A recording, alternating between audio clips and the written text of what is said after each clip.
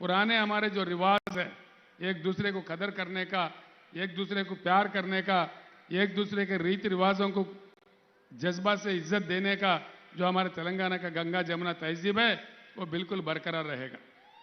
సోదరులారా, నాకు ఇప్పుడు వాస్తవంగా చెప్పానంటే ఇక్కడ చాలా సంతోషంగా ఉంది, మీ మధ్య గంట సేపు మాట్లాడాలనేటువంటి అది ఉంది. కానీ నాకు కొంచెం మనసు బాగలేదు.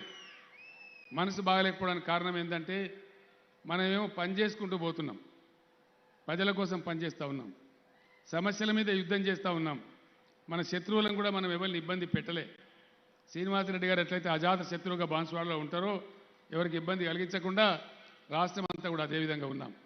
దురదృష్టం ఏంటంటే చేతగాని దద్దమ్మ ప్రతిపక్ష పార్టీలు, చేతగాని విధవలు ఈరోజు మన సిద్దిపేట జిల్లాలో దుబ్బాక అభ్యర్థి ఇప్పుడు మెదక్ ఎంపీగా ఉన్నటువంటి ప్రభాకర్ రెడ్డి మీద కత్తిపోట్లు ఒడిచి దారుణం చేసినారు. ఆయన ఇంతకుముందే హైదరాబాద్ హాస్పిటల్ తీసుకెళ్ళినారు.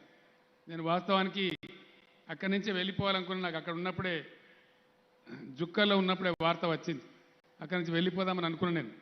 కానీ అక్కడికి హరీష్ రావు మంత్రి మిగతా మినిస్టర్లంతా ఉండి అక్కడ నిగరాన్ని చూస్తూ ఉన్నారు. ఆయనకు ప్రాణానికి ఇబ్బంది లేదు, మీ కార్యక్రమం ముగించుకొని రాండి, మేము అంత ఇక్కడ ఉన్నాం, డాక్టర్లు అంతా చూసినారు, లైఫ్ సేఫ్ ఉందని చెప్పినారు. భగవంతుని దయ వల్ల అతనికి అపాయం తప్పింది. కానీ ఇది రాజకీయమా, అరాచకమా? మంచి పనిచేసే వాళ్ళను, మంచి పనిచేసే పార్టీని కడుపు కట్టుకొని నోరు కట్టుకొని 24 ఏళ్ల కింద ఉద్యమం మొదలుపెట్టి ఈ తెలంగాణ రాష్ట్రాన్ని తెచ్చి ఏ గతి అయినా నిజాం సాగర్ని ఇలా ఏ గతి చేసుకున్నాం. ఏం గతి చేసినట్టు సమైక్య పాలకులు ఆనాడు సర్వనాశనం చేసినారు. సింగూరును కూడా హైదరాబాద్కి ఇచ్చేసి నిజాం సాగర్కి నీళ్లు రావనంటే ఇదే పోచారం గారు ఆనాడు ధర్నాలు చేసే పరిస్థితి, నిజామాబాద్ కలెక్టరేట్ కాడ పోయి దీక్షలు చేసే పరిస్థితి పంటలు కాపాడుకోవడానికి.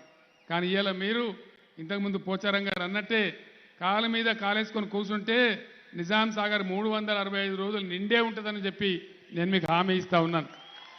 మీ లిఫ్ట్లన్నీ కూడా శ్రీనివాసరెడ్డి గారు ఆయన నాయకుడు అనుకోడు, నేను స్పీకర్ పదవులని చెప్పి రుబాబు చేయడు. మామూలు కార్యకర్తలాగా జాకోరా చందూరు లిఫ్ట్ కానీ ఆ మిగతా ఒక రిజర్వాయర్ కానీ సిద్ధేశ్వరం రిజర్వాయర్ కానీ అన్నీ కూడా కట్టిస్తూ ఉన్నారు. ఒక కాపుదనం వ్యక్తిలాగా నా ప్రజలను కాపాడుకోవాలని చెప్పి ఆయనకు చేసే అలవాటు, తిరిగిన కాలుకోదు చేసిన చేయుకోదని పనిచేసే అలవాటు కాబట్టి డెఫినెట్గా తపన పడుతూ ఉంటాడు, తనలాడుతూ ఉంటాడు. ఒక మాట చెప్తే మీరు నమ్మలేరు, నేను రాష్ట్రానికి ముఖ్యమంత్రిని, వారేమో స్పీకర్.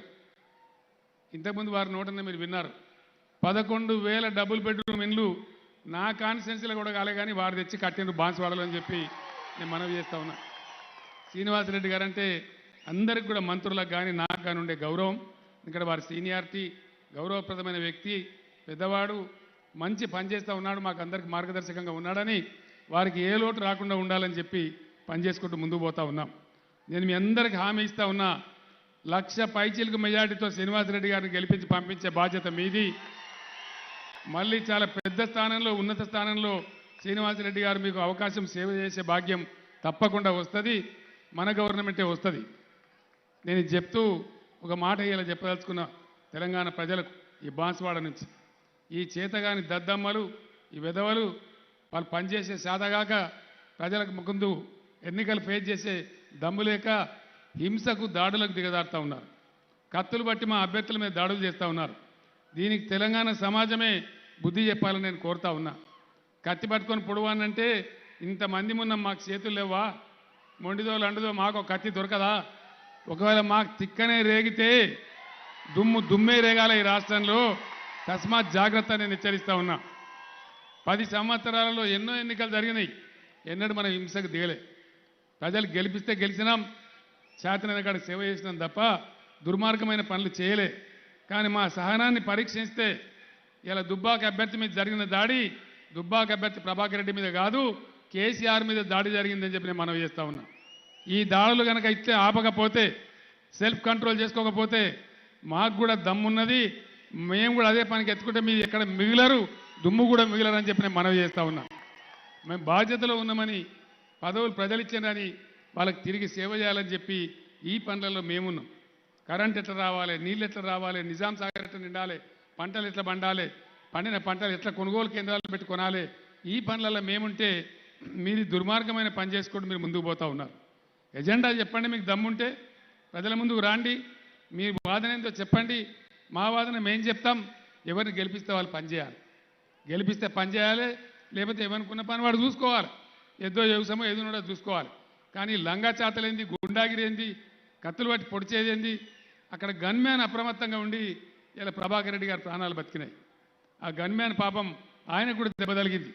అయినా ఆయన గమనించి ఆ దుర్మార్గుని పట్టుకుంటే ఆ గన్మ్యాన్ కూడా గాయాలై ఈ విధమైన దుర్మార్గం కొంత మనకు మోసం తప్పింది, ఆయన ప్రాణాలకు అపాయం లేదు.